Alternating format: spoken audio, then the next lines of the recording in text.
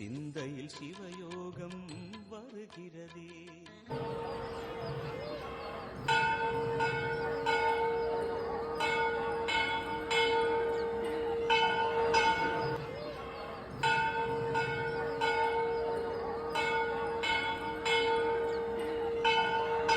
ஓம் மைஜாயுத்மகி தண்டகஸ்தாய தீமகி தன்னோ வாராகி பிரசோதயாத். நல்லதே நடக்கும். ஓம் நம சிவாயும். எல்லாம் அல்ல ஸ்ரீ வாராகியும் திருவடி சரணம். இன்றைய பதிவில் கும்பராசியில் பிறந்த நண்பர்களே, தங்க கிணத்துல குதிக்க போறீங்க. ஆமாங்க, ஊருக்காக, உறவுக்காக, குடும்பத்துக்காக சில முக்கியமான முடிவுகளை நீங்க எடுக்க போறீங்க. அது 3 விதமான முடிவுகளை, ஒரு முயற்சியை, ஒரு ஸ்டெப்ஸை எடுக்க போறீங்க. ஒரு மாற்றத்தை நீங்க செய்ய போறீங்க. காரணம், அதை செய்ய வைக்கக்கூடிய குரு பகவான் 12 வருஷத்துக்கு ஒரு முறை மட்டுமே உச்சமடையக்கூடிய குருவான் இந்த வருடம் 2024 உச்சமடைய போகிறார். குரு பெயர்ச்சியினுடைய பலங்களைத்தான் நம்ம பார்க்க போறோம். யாருக்கு? கும்பராசி சதய நட்சத்திரத்தில் பிறந்த உங்களுக்கு. சோ பதிவு ஃபுல்லா பாருங்க. மேலும் நம்ம சேனல்ல ஏற்கனவே தமிழ் புத்தாண்டு பலங்கள் மற்றும் சனி வக்ர நிவர்த்தி பலங்களை பதிவிட்டாச்சு. பார்க்கலன்னா சேனல்ல போய் பாருங்க. மேலும் டிஸ்கஸ் லிங்க் இருக்கும், பிரஸ் பண்ணி பார்த்து பயனடைங்க. மறக்காம நம்ம சேனலை சப்ஸ்கிரைப் பண்ணிட்டு கூட தர பெல்லைக்கான பிரஸ் பண்ணி பக்கத்தில் ஒரு ஆளுநர் ஆப்ஷன் தவறாம செலக்ட் பண்ணிச்சுக்கோங்க. நாங்கள் பதிவிடக்கூடிய அடுத்தடுத்த பதிவுகள் உங்களுக்கு உடனுக்குடன் நோட்டிபிகேஷனாக வந்து சேரும். கும்பராசி சதய நட்சத்திரத்தில் பிறந்த நண்பர்கள், முதல்ல கும்பராசிக்கு அதிபதியா இருக்கக்கூடிய சனி கும்பத்திற்கு 2ஆம் இடம் மீனத்துல வாக்குச்சனியாக, குடும்பச்சனியாக, தனச்சனியாக இருக்கிறார். சரியா? உங்களுடைய நட்சத்திராதிபதி ராகு உங்களுடைய நட்சத்திரத்திலே கும்பராசியிலே பயணிக்கிறார். சரிங்களா? ராசிநாதனும் நல்ல நிலையில, நட்சத்திராதிபதியும் நல்ல நிலையில இருக்கிறார். சரிங்களா? அதனால நீங்க பயப்பட வேண்டாம். இந்த 2026 இப்ப குரு பகவான் மிதுனத்தில் இருந்த குரு பகவான் ஜூன் மாசம் 2ஆம் தேதி பேர்ச்சி அடைஞ்சு இங்க போறாரு, கடகத்திற்கு போறாரு. கடகத்துல போய் உச்சமடைவாரு. அந்த செவ்வாய்க்கிழமை அன்னைக்கு இது நடக்கும். ஸோ 6ல் குருவனோட மறைவு ஸ்தானம், இந்த 6, 8, 12 போன்ற மறைவு ஸ்தானங்களை போய் குரு மறைகிறாரே அப்படின்னு நீங்க நினைக்கலாம். ஆனால் 6ல் குரு உச்சம். 6ஆம் வீடு எதிரி, கடன், நோயை கொடுக்கக்கூடிய ஒரு ஸ்தானம்.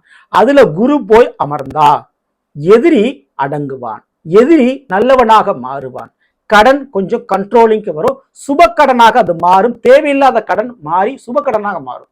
அதே போல நோய் பிரச்சனை இருந்தாலும் அதுக்குண்டான மருந்து, மாத்திரை, சிகிச்சை முறைகள் ஈஸியா உங்களுக்கு கிடைக்கும். ஸோ கண்ட்ரோலுக்கு வரும் கண்டிப்பா.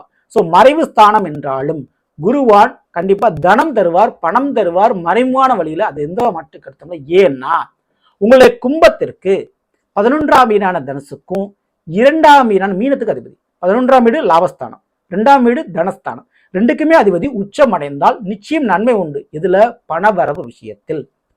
மேலும் ராகுவன் உங்க ராசியில் இருக்கிறதுனால பண தேவைக்காக, வருமானத்தை ஈட்டுவதற்காக புதுசா ஒரு வேலை, புதுசா ஒரு தொழில், புதுசா ஒரு முயற்சி அப்படின்றத உங்களுடைய குடும்பத்துக்காக நீங்க பண்ணுவீங்க.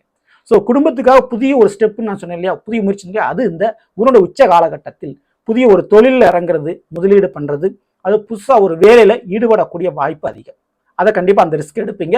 அதனால பெருமளவு லாபம் பார்ப்பீர்கள், பணம் சம்பாதிக்கவும் செய்வீங்க. சரிங்களா? தைரியமா நீங்க இறங்கலாம். அதே போல குடும்பத்துக்காக இன்னொரு விஷயம் நீங்க பண்ணுவீங்க. என்னன்னு கேட்டீங்கன்னா, வீடோ, கார், வண்டி வாகனமோ வாங்குறது இல்லை மாத்துறது.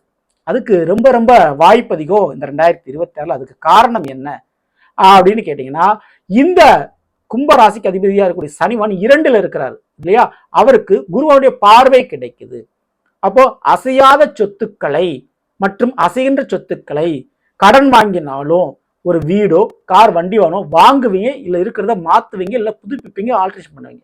இல்லைங்க நானே வாடகை வீட்டில் இருக்குங்க அப்படின்னு சொல்லக்கூடியவங்க எதிர்காலத்தில் தேவையான அந்த சொந்த வீட்டுக்குண்டான அஸ்திவாரத்தை, அதாவது ஒரு அடிப்படையை, ஒரு இடம் வாங்கி போடணும் அப்படின்னு நினைப்பீங்களா, அதை இப்ப செய்வீங்க.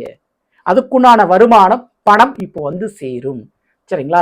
அதே போல கடனில் போகும் தங்க நகை, ஆமாங்க அடமானத்துக்கு தங்க நகை போகும், அதுலலாம் மாற்றுக்கிறது. ஆனா அது சுபக்கடனாக மாறும். அது வீடு கட்டுறதுக்கோ, வாங்குறதுக்கோ, அல்லது திருமண காரியங்களுக்காகவோ, அல்லது தொழிலுக்காகவோ போகக்கூடிய வாய்ப்பு தான் இருக்கு. ஆனா ஒரு விஷயத்த மறந்துடாதீங்க, அதே நேரத்துல கடன் வாங்கினாலும் தங்க நகை வாங்கக்கூடிய யோகமும் இருக்குது. சரிங்களா? அதே போல கடனாக கொடுக்க வேண்டிய தங்க நகை, அதாவது உங்களுக்கு வர வேண்டிய ஒரு சிறு விஷயம் இருக்கலாம், அல்லது அன்பளிப்பா இருக்கலாம், அல்லது உங்கள்கிட்ட இருந்து ஒருத்தர் கடன் வாங்கியிருக்கலாம், அது கடன் வாங்கினாலும் அந்த கடன் திரும்ப வரும், அல்லது தங்க நகை வாங்கியிருந்தாலும் அது திரும்ப வரும். ஸோ அதுக்கு யோகங்கள் இங்கே உண்டு. சரிங்களா? ஸோ இன்னொரு விஷயம், இந்த வேலையை குறிப்பதும், யாருக்கிட்ட நம்ம கை கட்டினா அடிமை வேலை பார்ப்போம், அதையும் சொல்லக்கூடியது 6ஆம் வீடு தான். அப்படி பார்க்கும்போது இந்த ராகுவான் ஜென்ம ராசியில் இருக்கும் பொழுது வெளிநாட்டு வேலை, வெளி மாநிலத்தில் வேலை, உயர்ந்த அந்தஸ்தில் வேலை, அரசாங்கம் சம்பந்தப்பட்ட வேலை, அரசியல் சம்பந்தப்பட்ட தொடர்பு இப்படி இருக்கும். புதிய ஒரு அந்தஸ்துல, புதிய ஒரு அதிகாரத்துல போய் அமரக்கூடிய ஒரு வாய்ப்பு இந்த சதய நட்சத்திரக்காரர்களுக்கு கிடைக்கும். அது எப்படி கிடைக்கும்னா உங்களுடைய பழக்க வழக்கத்தால கிடைக்கும். நீங்க பழகிய நண்பர்கள், பழகிய உறவுகள், ஸோ ஊர்ல சில பேருக்கு சில நன்மைகள் பண்ணியிருப்பீங்க, அந்த உறவுகளால் உங்களுக்கு அந்த பழக்க வழக்கத்தால் அந்த நன்மை நடக்கும். ஊருக்காக சில காரியம் பண்ணுவீங்க, அதுல மிக முக்கியமான காரியம் ஊருக்கு தேவையான ஒரு கோயிலோ சில முக்கியமான சமூக சேவை, பள்ளிக்கூடம், இந்த மாதிரி விஷயத்துல உங்களுடைய தலையீடு ஈடுபாடு இருக்கும். அதை சதவீதத்துக்காக பண்ணுவாங்க. அரசியல் அல்லது அரசாங்கம் சம்பந்தப்பட்ட தொடர்புகள் ஏற்படுங்க. ஸோ அதுக்கு வாய்ப்புகள் உண்டு. ஸோ உங்களுக்கு பதவியும் ப்ரமோஷனும் ஒரு பக்கம் கிடைக்கும், அதே போல ஊருக்காகவும் சில விஷயங்களை நீங்க பண்ண வேண்டிய சூழ்நிலை உருவாகும். சரிங்களா? ஸோ இதற்கு அடுத்தபடியா மிக முக்கியமா சொல்லக்கூடியது லாபஸ்தானத்திற்கு அதிபதி, அதாவது 11ஆம் வீடு தனுசுக்கு அதிபதி குருவான் 6ல் உச்சம் அடைகிறாரு. ஓகேங்களா?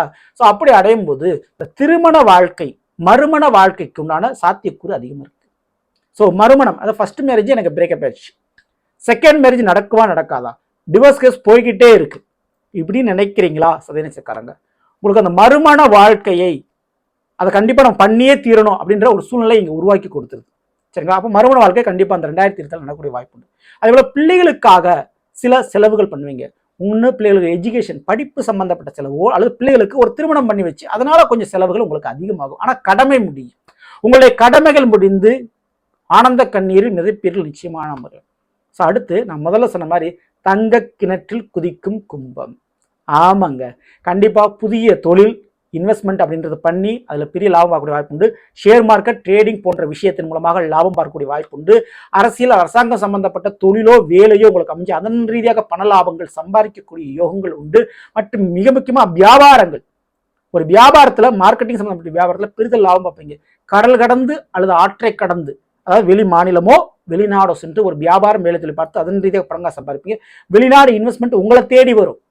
வெளியிலிருந்து பணவரவை கொடுக்கக்கூடிய உறவுகள் உங்ககிட்ட வந்து வாங்க நம்ம பிசினஸ் ஆரம்பிக்கலாம், ஸ்டார்ட் பண்ணலாம் அப்படின்னு சொல்லி உங்களுடைய வருமானத்தை 2 மடங்காக உயர்த்துவார்கள். அதற்குண்டான வாய்ப்புகள் இங்கே உண்டு. சரிங்களா? இப்போ சதய நட்சத்திரக்காரங்களுக்கு ஒரு வேலை தொழில் ஆப்பர்ச்சுனிட்டின்றது குருவான் உச்சத்தின் மூலமாக பல்வேறு வழிகளிலிருந்து வரும். அதுல எது நல்லது, எது பெனிஃபிட்டா இருக்கும், எது நல்ல லாபத்தை கொடுக்கும்ன்றத உங்களுடைய புத்தியை பயன்படுத்தி, சாமர்த்தியத்தை பயன்படுத்தி நீங்க எது பண்ணீங்கன்னா பெரிதளவு லைஃப்ல செட்டில் ஆக முடியும். அந்த அளவுக்கு ஒரு யோகம் கண்டிப்பா முறையில் இருக்கு. ஓகேங்களா? ஸோ 2ல் சனி பகவான் அவரை குருவான் பார்க்கிறாரு. ஸோ குருவுக்கு 5, 7, 9 பார்வைகள் உண்டு. குரு பார்க்க கோடி நன்மை நடக்கும். அப்படி 9ஆம் பார்வையாக குடும்பஸ்தானத்தை பார்க்கறதுனால குடும்பத்துல ஒரு சுபகாரியம், திருமணம் போன்ற காரியங்களும், குடும்பத்துக்காக ஒரு சொத்து உருவாக்கக்கூடிய நேரமும், அதே நேரத்தில் குடும்பத்தினுடைய கடமைகளை செய்து முடிக்கக்கூடிய காலகட்டமும் இதுதான். சரிங்களா? அடுத்து குருவனுடைய 5ஆம் பார்வை என்பது உங்களுடைய கும்பத்திற்கு 10ஆம் வீடான விருச்சிகத்துல தொழில் சார்ந்த பதிவு. அப்போ தொழிலுக்கு சூப்பரா இருக்கும், வேலைக்கு நல்லா இருக்கும். அதே போல வீட்டில் கூடிய பெரியவர்கள், முன்னோர்களுடைய நோய் பிரச்சனை ஒரு முடிவுக்கு வரும். ரொம்ப நாளா அவதிப்பட்டுக்கிட்டு இருக்காங்க, ரொம்ப நாளா ட்ரீட்மெண்ட் எடுத்துக்கிட்டு இருக்காங்க அப்படின்னா, ரொம்ப நாளா ஹாஸ்பிட்டல் மருத்துவச்சில அலைஞ்ச பிரச்சனை ஒரு முடிவுக்கு வருங்க. அடுத்தடுத்து 7ஆம் பார்வையாக 12ஆம் வீடான மகரத்தை பார்க்கிறாரு. சரிங்களா? அப்போ பயணம், டிராவல், வேறு ஒரு ஊருக்கு இடம் மாறுறது, ஸோ வேலை விஷயம் மாறுறது அப்படின்ற மாற்றம் என்பது கண்டிப்பா உண்டு. சரிங்களா? அதுலலாம் மாற்றுக்கிறதுல நிச்சயம் சதய நட்சத்திரக்காரர்களுக்கு வேலை மற்றும் தொழில் ரீதியான மாற்றத்தை இந்த குருவான் கண்டிப்பா கொடுத்தே தருவாரு. அது நல்ல விதமான மாற்றமாக உங்களுக்கு இருக்கும். ஆக மொத்தம் இந்த 12ல் பார்க்கக்கூடிய குருவானுடைய பார்வை என்பது நிச்சயம் உங்களுக்கு புதையல் யோகம், வெளிநாட்டு பணவரவு, வெளியில சம்பந்தமில்லாத ஒரு உறவுகளால், நண்பர்களால், ஸோ உறவுன்னு கூட சொல்ல மாட்டேன், வெளியில இருந்து பழகக்கூடிய நண்பர்களால் மிகப்பெரிய அதிர்ஷ்டம், புதையல் என்ற போன்ற ஒரு அதிர்ஷ்டம் உங்களுக்கு காத்து கொண்டிருக்கிறது. பணவரவை கொடுக்கக்கூடிய மறைமுகமான வேலை தொழிலும் மறைமுகமான நண்பர்களும் உங்களுக்கு அறிமுகமாகி அதன் மூலமாக லாபங்கள் கண்டிப்பா சம்பாதிப்பீங்க. அதுக்கு மிக முக்கியமா தெய்வ அனுகிரகம் ரொம்ப ரொம்ப தேவை. ஸோ உங்களுடைய குலதெய்வத்தை வணங்கிக்குங்க. மிக முக்கியமாக கோயில்களில் இருக்கக்கூடிய யானைகள்கிட்ட ஆசீர்வாதம் வாங்க, யானைகளுக்கு தேவையான உணவை வாங்கி கொடுங்க. குறிப்பிட்டு கரும்பு போன்ற விஷயத்தை யானைகளுக்கு வாங்கி கொடுத்து நீங்கள் ஆசீர்வாதம் பெறுவது ரொம்ப ரொம்ப சிறப்பு, ரொம்ப ரொம்ப நல்லது. தவறாம அந்த வழிபாடை பண்ணிக்கோங்க. சரிங்களா? இந்த பதிவு பிடிச்சிருந்த லைக் மற்ற விஷயத்துங்க மறக்காம நம்ம சேனலை சப்ஸ்கிரைப் பண்ணி வச்சுங்க. அடுத்த சந்திப்போம். நன்றி, வணக்கம். நல்லதே நடக்கும். நம சிவாயும். எல்லாம் ஸ்ரீ பாரதி. திருவடி சரணம்.